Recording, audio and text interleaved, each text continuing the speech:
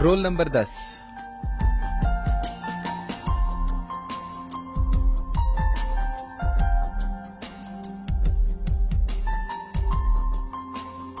میرا نام شاہد ہے. آج جو واقعہ میں آپ لوگوں کو سنانے جا رہا ہوں یہ میری زندگی میں کوئی نیا واقعہ نہیں ہے،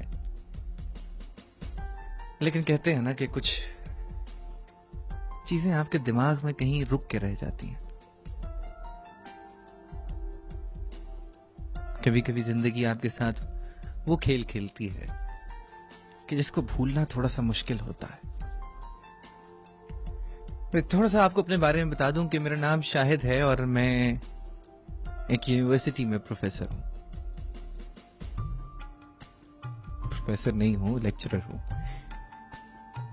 لیکن میں اکثر لوگوں کو یہ کہتا ہوں کہ میں ایک پروفیسر ہوں. ایک دن کا واقعہ ہے کہ میں اپنی یونیورسٹی کی بس میں بیٹھ کے کیمپس سے گھر کی جانب روانہ ہوا. میرے ہاتھ میں ایک ناول تھا اور وہ ناول میں پڑھ رہا تھا. میں اپنی پڑھائی میں اتنا مگن تھا کہ مجھے ارد گرد کی کوئی خبر نہیں تھی.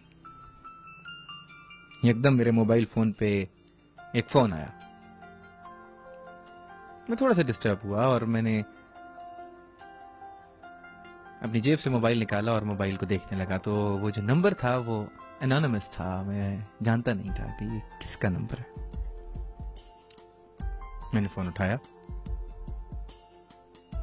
تو آگے سے ایک بہت ہی مناسب سی آواز میں ایک صاحب مجھ سے بولے کہ یہ شاہد صاحب کا نمبر ہے. جی میں شاہد بات کر رہا ہوں. کون بات کر رہے ہیں؟ میرا نام نسیم ہے. میں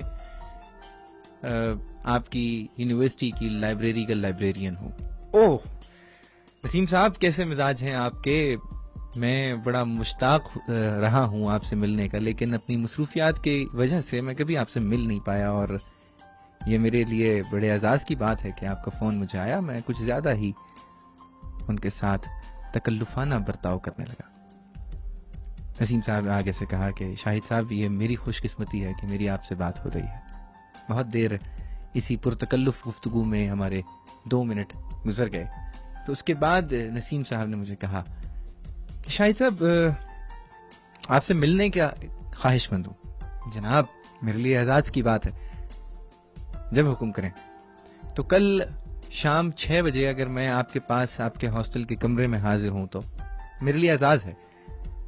یہ کہہ کے فون بند ہو گیا اور اس کے بعد میں دوبارہ کتاب پڑھنے میں مگن ہو گیا، یہ سوچے بغیر کہ ان کو مجھ سے کیا کام ہو سکتا ہے، ایک لائبریرین کو مجھ سے کیا کام ہو سکتا ہے. یہ میرے لیے کوئی جاننا ضروری نہیں تھا، لیکن میں نے اس پہ اسی لیے غور نہیں کیا. اگلا دن آیا، میں یونیورسٹی گیا، اپنی کلاسز پڑھائی. شام میں 5 بجے اپنے کمرے میں پہنچ گیا اور میرے ذہن میں نہیں رہا کہ نسیم صاحب نے آنا ہے. 6 بجے میرے دروازے پہ دستک ہوئی. میں نے دروازہ کھولا تو سامنے ایک صاحب کھڑے تھے. مجھے نسیم کہتے ہیں. جناب جناب کیسے مزاج ہیں؟ بالکل ٹھیک. ان کے ہاتھ میں ایک کیک کا ڈبہ تھا اور وہ میرے کمرے میں داخل ہو گئے. میں ان کے لیے چائے کا اہتمام کرنے لگا. چائے بنانے کے بعد میں نے ان کو ایک کپ چائے پکڑاتے ہوئے ایک کرسی اٹھائی اور ان کے سامنے بیٹھ گیا. نسیم صاحب بڑی خوشی ہوئی آپ سے مل کے. آج میری بدقسمتی ہے میں کبھی لائبریری آ کے آپ سے مل نہیں پایا، لیکن یہ کہ میری خوش قسمتی یہ ہے کہ آپ میرے پاس میرے کمرے میں موجود ہیں اور میں آپ سے ملاقات کا شرف حاصل کر رہا ہوں. نسیم صاحب نے بھی اسی قسم کے پرتکلف جملے 2-4 منٹ کہے اور اس کے بعد بات شروع ہوئی.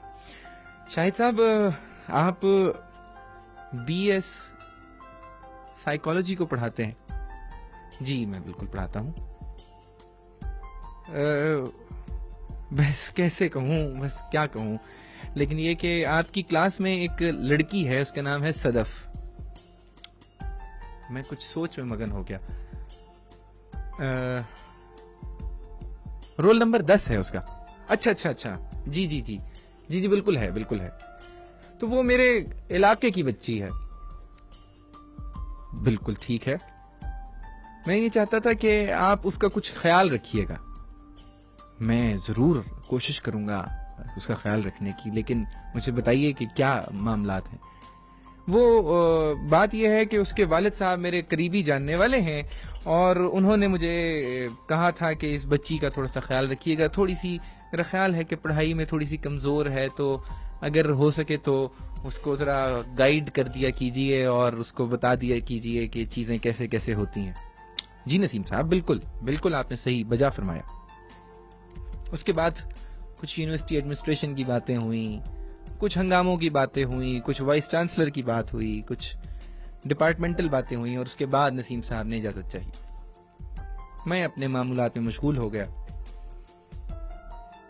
گاہے گاہے نسیم صاحب مجھے فون کرتے رہتے اور رول نمبر 10 کے متعلق مجھے بتاتے رہتے، مجھے یاد کراتے رہتے. جی میں ہمیشہ اسبات میں سر ہلاتا اور میں ان کو یقین دلاتا کہ ان کی تمام تر باتوں کو میں پوری طرح سے فالو کرتا ہوں، اور رول نمبر 10 کے ساتھ میرا برتاؤ بھی کچھ بہتر ہو گیا. رول نمبر 10 وہ لڑکی تھی کہ جو پوری کلاس میں سب سے منفرد دکھائی دیتی تھی.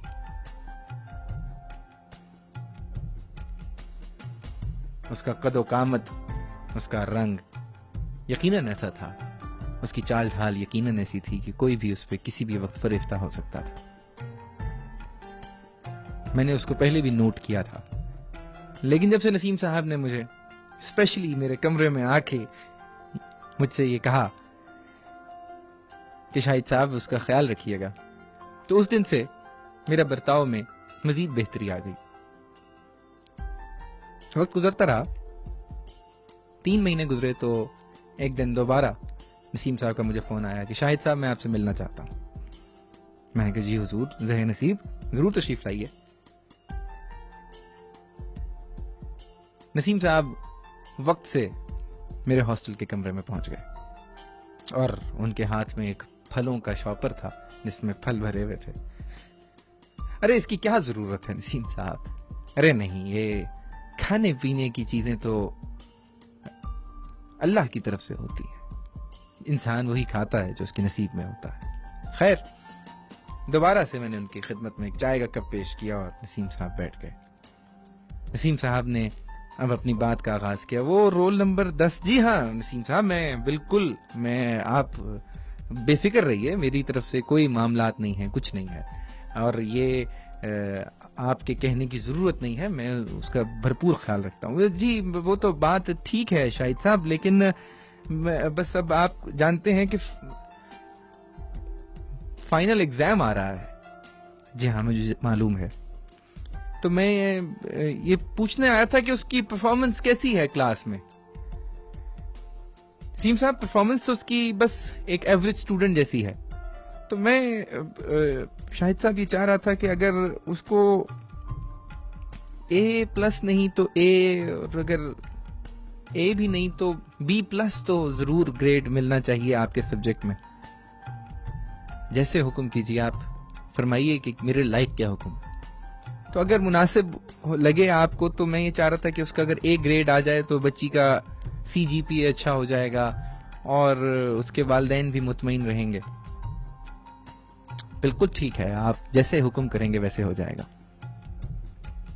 جب مجھے انہوں نے قائل کر لیا، ان کو یہ لگا کہ میں قائل ہو گیا ہوں اور اس کو A گریڈ مل جائے گا، تو وہ بڑے اطمینان سے اپنی جگہ سے اٹھے اور میرے ہاتھ کو اپنے ہاتھ میں دباتے ہوئے مجھے کہنے لگے کبھی لائبریری آئیے گا. 34,000 کتابیں ہیں لائبریری میں. کسی بھی کتاب کے حوالے سے کوئی بھی مسئلہ ہو تو صرف آپ کا یہ خادم آپ کی خدمت کرنے میں فخر محسوس کرے گا. بالکل آؤں گا سر، بہت شکریہ. یہ کہہ کے نسیم صاحب چلے گئے، اور اس کے بعد مجھے اب لائبریری تک ایکسس میں کوئی مشکل پیش نہیں آتی تھی. میں ایک فون کرتا تھا اور کبھی کبھی SMS پہ ان کو کتاب بتا دیتا تھا. وہ کتاب میرے کمرے میں پہنچ جاتی تھی. صدف سے، یعنی کہ رول نمبر 10 سے میری بے تکلفی بڑھ چکی تھی. میں نہیں جانتا کہ نسیم صاحب اسی قسم کی ملاقاتیں دوسرے اساتذہ سے بھی کرتے تھے یا نہیں کرتے تھے، لیکن اس کی دن بدن جی پی اے میں اضافہ یہ بتاتا تھا کہ جس طرح سے مجھ سے وہ ملاقات کرنے میرے کمرے میں تشریف لائے تھے، اسی طرح سے وہ باقی اساتذہ سے ملاقاتیں کرنے بھی ان کے گھر جاتے رہے۔ رول نمبر 10 سے میری بے تکلفی بڑھ چکی تھی۔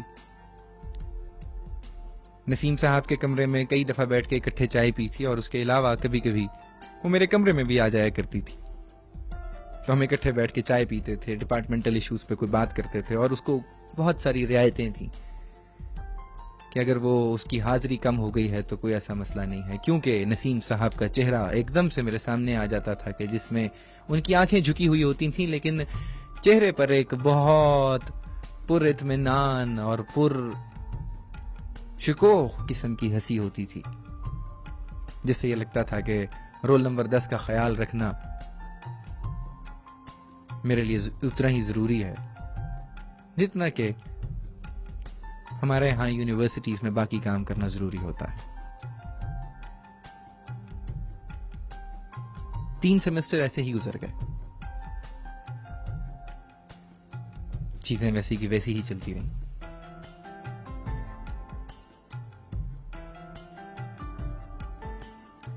تین سیمسٹر گزرنے کے بعد رول نمبر 10 اب وہ لڑکی نہیں رہی تھی کہ جو ڈری سہمی رہتی تھی۔ آخری سیمسٹر آ گیا، اس کے اعتماد اور اس کے کانفیڈنس میں بے پناہ اضافہ، ایک شہری لڑکی معلوم ہوتی تھی۔ وہ کہیں سے بھی ایک ایسی لڑکی نہیں لگتی تھی جو کسی دیہات سے آئی ہو۔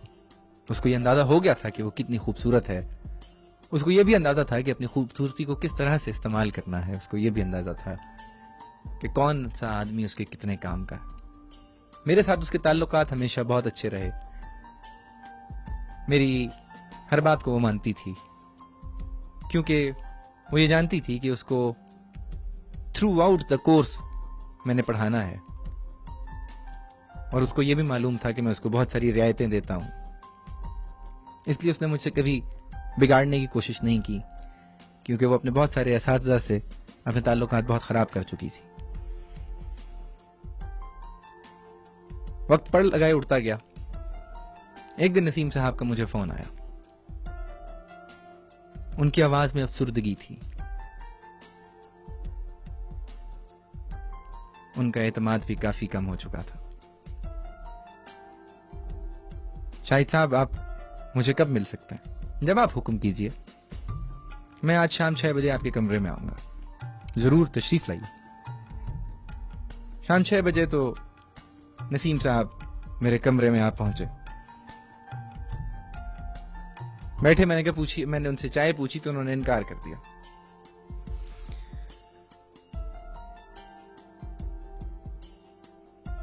وہ کافی افسردہ تھے۔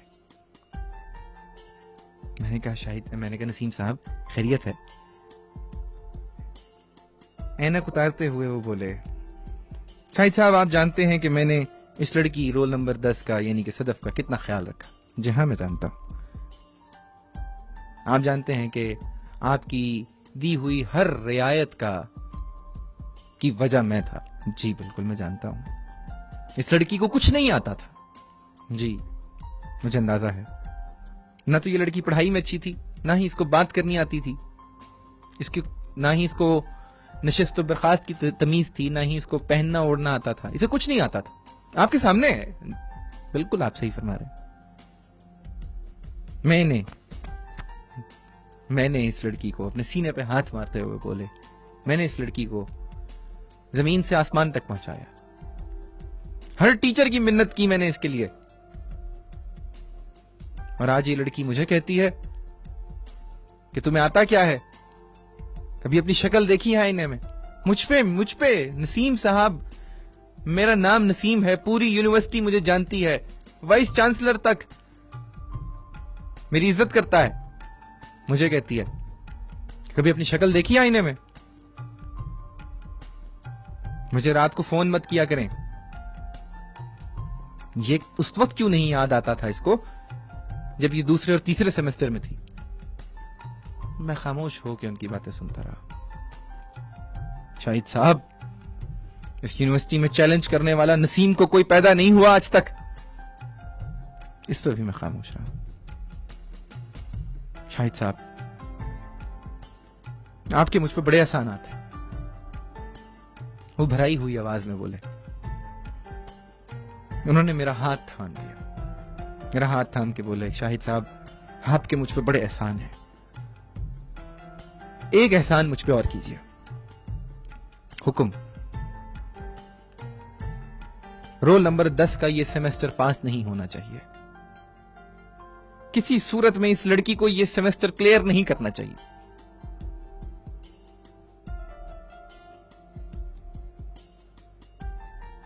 میں اس پہ خاموش رہا.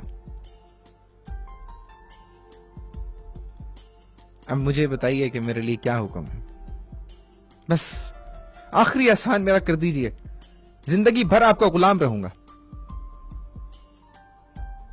اس لڑکی کا یہ سیمسٹر پاس نہیں ہونا چاہیے. میں نے ان کو یہ اور میں نے اس بات پہ دیا. میں انہیں کیا کہتا؟ میرے لیے سچویشن بہت عجیب تھی. جاتے ہوئے نسیم صاحب نے جیب سے ایک لفافہ نکالا.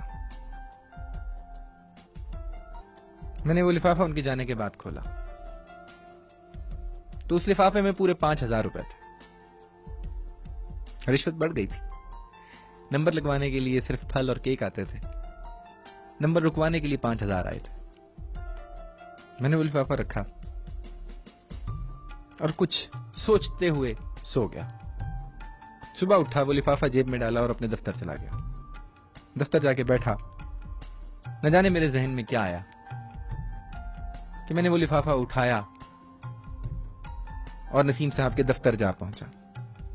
نسیم صاحب مجھے دیکھ کے کھل اٹھے اور کھڑے ہو کے میرا استقبال کیا. جیسے ہی وہ کھڑے ہوئے تو میں نے وہ لفافہ ان کی میز پہ دے مارا. میں نے کہا، شاہد صاحب، نسیم صاحب، آج تک وہ لڑکی اپنی قابلیت پہ پاس ضرور ہوتی رہی ہے. ہاں، آپ کے کہنے پہ میں اس کے 10 نمبر ایکسٹرا لگا دیتا تھا، لیکن مجھے یقین ہے کہ اس سیمسٹر میں وہ پاس ہو جائے گی. آپ کے کہنے پر میں اس کے نمبر کم نہیں کر سکتا. یہ کہہ کے میں وہاں سے نکل آیا. مجھے نہیں معلوم کہ میرا فیصلہ ٹھیک تھا یا غلط، لیکن ہاں، جب میں اسے پاس کرتا تھا تو میرے دماغ پہ کچھ بوجھ ہوتا تھا. آج میں کافی مطمئن ہوں.